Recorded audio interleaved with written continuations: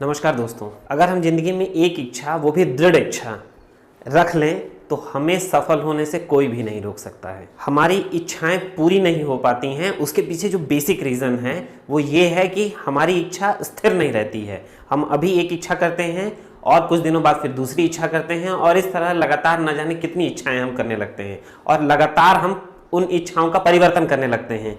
किसी एक भी इच्छा पे हम दृढ़ नहीं हो पाते, जबकि इस बेसिक चीज़ को हम सभी जानते हैं, शायद ही कोई हो जो ना जानता हो कि एक इच्छा रखें तो वो पूरी हो सकती है। लेकिन कहीं ना कहीं हमारा धैर्य जवाब दे जाता है, परिस्थितियां इस टाइप की होती हैं कि हम अपने आप पे विश्वास नहीं कर पाते कि हाँ, ये हम जो इच्छा कर रहे हैं इसको हम पूरा ही कर ले जाएंगे। जबकि हम जानते हैं कि किसान अगर खेती कर रहा है और वो खेत में एक फसल बोता है, फिर उसको कोई सजेशन दे देता है या उसके मन में विचार आ जाता है कि नहीं दूसरी फसल बो दे, तो वो फिर उसमें दूसरी बो दे। फिर कुछ दिन बाद फिर उसके मन में विचार आए कि नहीं ये फसल से बेहतर ये फसल है, तो वो बो दे। अगर वो लगातार फसलों को बदलता रहेगा और वो फसल एक को मौका नहीं देगा कि वो लगे और वो बढ़े, तो कोई भी फसल उसकी पूरे साल नहीं तैयार हो पाएगी। और वो जितनी बार परिवर्तन करेगा, क्या हम उससे आशा कर सकते हैं कि नहीं वो सफल होगा, अपनी फसल को वो प्राप्त कर पाएगा? नहीं, क्योंकि वो अपनी फसल को बो जरूर रहा है लेकिन उसको मौका नहीं दे रहा है कि वो बड़ा हो और उसके साथ वो लगा नहीं रह रहा है,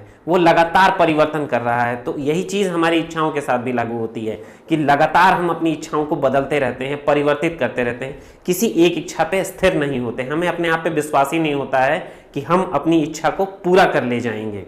मैं आपको एक कहानी सुनाना चाहता हूँ। ये कहानी फ्रांस की है। एक लड़का बहुत निराश होकर अपने गाँव में घूम रहा था, लोग उसको देख रहे थे। एक भविष्यदर्शी उससे मिला और उसने उसको बताया कि तुम्हें देखकर तो ऐसा प्रतीत हो रहा है कि भविष्य में तुम बहुत बड़ा काम करने वाले हो। तो जो भविष्यदर्शी था उसके साथ एक और आदमी था जो वो उस गांव का ही निवासी था। तो उसने कहा कि क्या आप ये कहना चाहते हैं कि ये भविष्य का सम्राट होने वाला है? क्या इससे बड़ी बात और भी आप कुछ कहेंगे?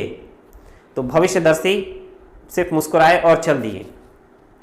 और वो जो लड़का निराश था वो आगे चल के फ्रांस का राजा बना, नेपोलियन तृतीय। ये एक अलग बात है कि उसको 14 साल लगे अपने लक्ष्य को प्राप्त करने के लिए, लेकिन ये अपने आप में बहुत बड़ी हमारे लिए लर्निंग है कि वो 14 साल लगातार एक ही इच्छा के साथ लगा रहा और उसने न जाने कितनी मेहनत की होगी, कितनी बाधाएं आई होंगी उन परिस्थितियों में, जबकि वो एक बहुत ही आम नागरिक था। उसके पास न पैसे की ताकत थी, न सहयोग था और बहुत सारी तरह का कोई समर्थन नहीं था। उसके बावजूद वो नेपोलियन तृतीय फ्रांस का राजा बना। ये अपने आप में हमें सिखाता है कि हम अगर एक इच्छा करें और लगातार उस इच्छा के साथ लगे रहें और प्रयास करते रहें तो हमें सफल होने से कोई भी नहीं रोक सकता।